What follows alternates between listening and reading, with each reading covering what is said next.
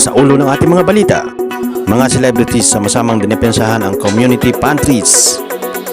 Community pantry huwag pakialaman ayon sa Malacanang. Clinical trial ng ivermectin iniutos ng Pangulo. Pilipinas handa umanong magpadala ng barko sa West Philippine Sea ayon sa Pangulo.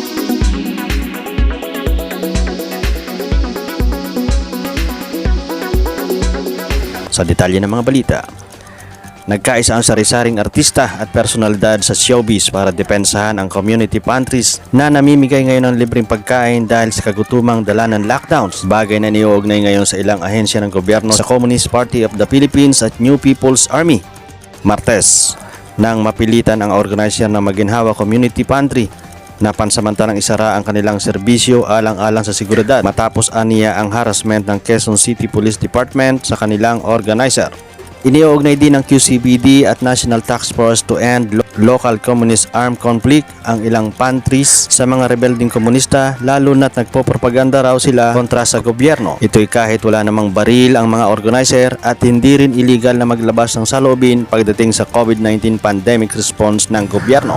So pati pagtulong iririgtag na rin. Mapapakain nyo ba ang lahat ng nakapila diyan? Wala nga kayong mga plano na mamasamain pa ninyo ang pagtulong, ani Agot Isidro kahapon na dati nang kilala para sa kanyang opinyong politikal. Diyos ko po, nakakatakot na palang tumulong ngayon. Iririgtag agad, wika ni Pokwang kahapon. Tila binanata naman ni Alexandra De Rossi si Pangulong Rodrigo Duterte habang sinasabing ginagawa ang mga panggigipit dahil hindi niya ito idea ang mga community pantry na namimigay ng libreng pagkain. Nanggaling na rin daw siya sa parehong sitwasyon kaya naiintindihan niya ang pinagdaraanan ng mga organizer na si Ana Patricia Nun. Wika naman ng komedyanteng si Ramon Bautista, hindi dapat sinisikil ang mga community pantry lalo na't wala naman itong ginagawang masama. Biro naman ng ex-Pinoy Big Brother housemate na si Dion Monsanto, tila binibigyan lang ng gobyerno ng problema ang mga solusyon. Ang binibigay ng mga solusyon ng mga aktivista at concerned citizens sa gitna ng mabagal na pandemic response. Ito ang segundo balita. Ilang Pinoy celebrities naman ang direktang tumulong sa pagtatayo ng community pantry sa kanilang lugar. Gaya na lang ni Gabby Garcia sa lungsod ng Parañaque. Sa detalye ng mga balita, hindi dapat pakialaman at pikilin ang mga nasulputang community pantry na ang layunin na isulong ang bayanihan ayon sa Malacanang. Ginawa ni Presidential Spokesperson Harry Roque ang pahayag sa gitna ng ginagawang red tagging ng National Task Force to End Local Communist Armed Conflict o NTF-ELCAC sa nagpasimuno ng community pantry sa Quezon City. Sinabi ni Roque na suportado ng Malacanang ang inilabas na pahayag ni Department of Interior and Local Government Secretary Eduardo Año na nagpapatigil sa pulisya sa pakikialam sa community pantry. Sa panig po ng Presidente at sa panig ng DILG, malinaw po, ini-encourage po natin na binibigyan po rin natin ang mga mamamayan natin na sumapi diyan sa community pantries ani Roque. Sinabi din ni Roque na iginagalang ng palasyo ang bayanihan ng mga mamamayan pero dapat ding maipatupad ang minimum health standard sa mga community pantries. Idinagdag din ito, hindi dapat hinahadlangan ang mga ginagawang pagbabayanihan. The President has spoken through the office. The DLG has spoken unless their concern is about health protocols not being observed. Dapat walang hahagdan doon sa effort sa nagbabayanihan ng ating mga kababayan, sabi pa ni Roque. Ito ang segundo balita. Sa iba pang mga balita,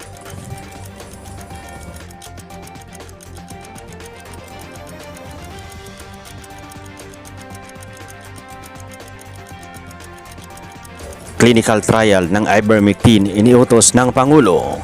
Ikakasa ng Food and Drug Administration ang clinical trial sa anti-parasitic drug na ivermectin at sleep-inducing drug na melatonin upang mabatid ang pagiging epektibo nito laban sa COVID-19. Sinabi ni FDA Director General Eric Domingo, si Pangulong Rodrigo Duterte umano ang nag-utos sa Department of Science and Technology na magkasa ng clinical trial para sa ivermectin para masubukan kung pwedeng gamot ito sa mga Pilipino. Una nang sinabi ng DOST na hindi na kailangan ng clinical trials dahil sa may 20 trials na ito at malapit nang matapos at may 40 pang ginagawa sa iba't ibang mga bansa. Sa Pilipinas, nakarehistro ang ivermectin bilang gamot ng mga veterinaryo at ginagamit lamang laban sa mga parasitiko. Isa sa ilalim din sa clinical trial ang melatonin na gamit naman sa mga nahihirapan na makatulog.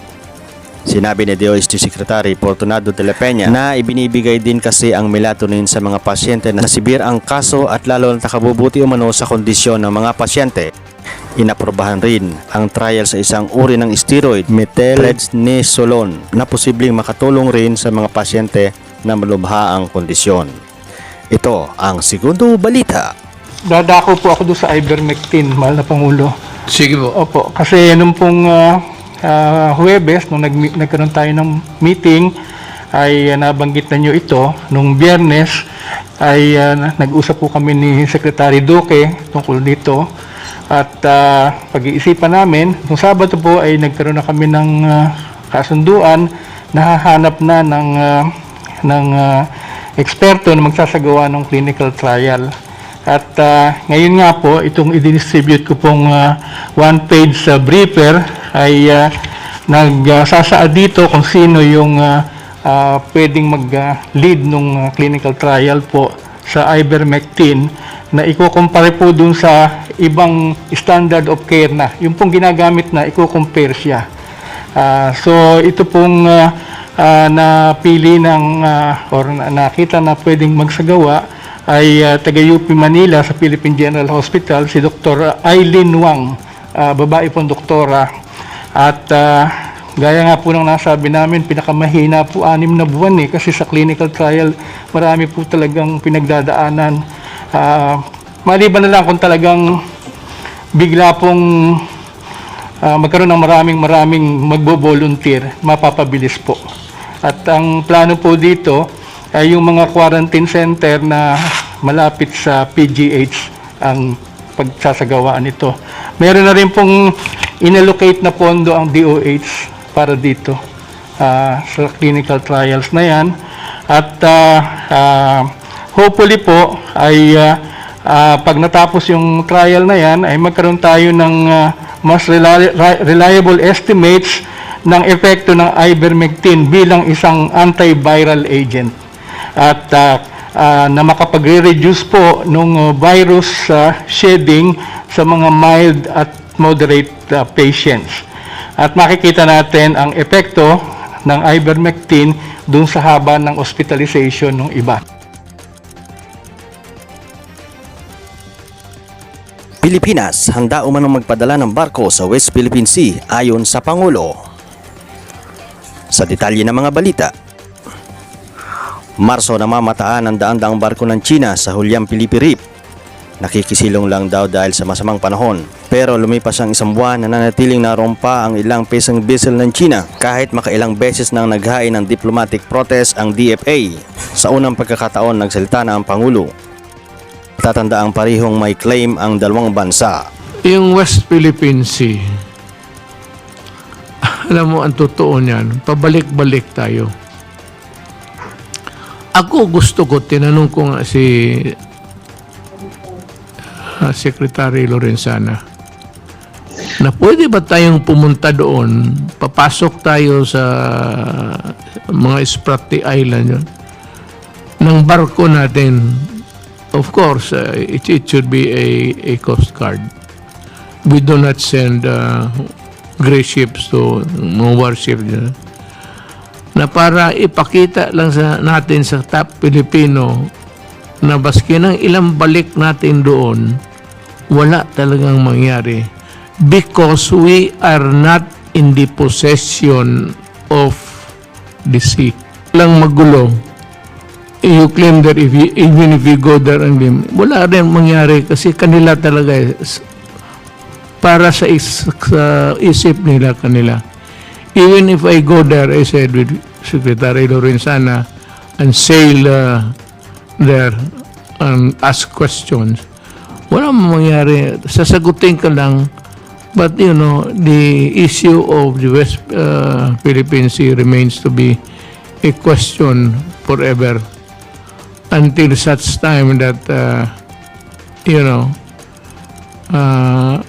we can take it back.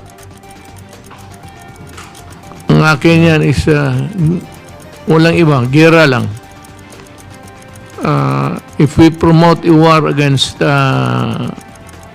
China and America, medyo siguro mamadalian. Pero at what cost to us? Ayan ang problema. Iyan talaga ang problema. But we can retake it only by force. There is no way that we can get back the tawag nilang Philippine Sea without any bloodshed. Yan talaga ang totoo. Baski na anong sabihin ng mga military, may iba dyan, alam ko na na walang ginawa. You know the cost of war. And if we go there, and really to find out and to assert jurisdiction, he said it would be bloody. Addressing myself to the Chinese government, we want to remain friends. We want to share whatever it is. I don't think there's enough fish really to worry about. But when we start to mine, when we start to get whatever it is in the bowels of the China Sea sa ating oil, dyan na ako. Then but by that time, I will send my ships there. I will send my gray ships there to state a claim. Yan masiguro ninyo. Mag-umpisa na sila ng drill ng oil dyan.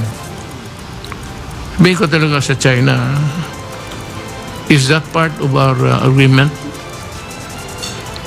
Because if it is not part of our agreement, I'm going to also to drill my oil there.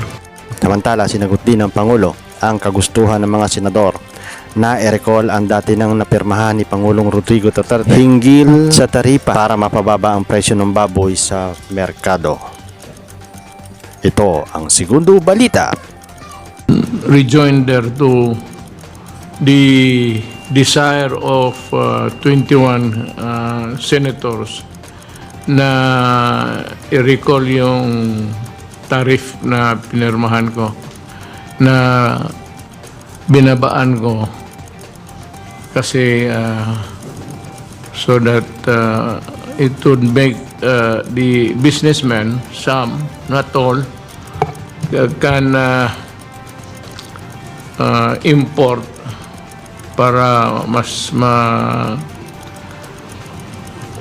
mura itong baboy. But apparently, and I can understand from where the senators come from.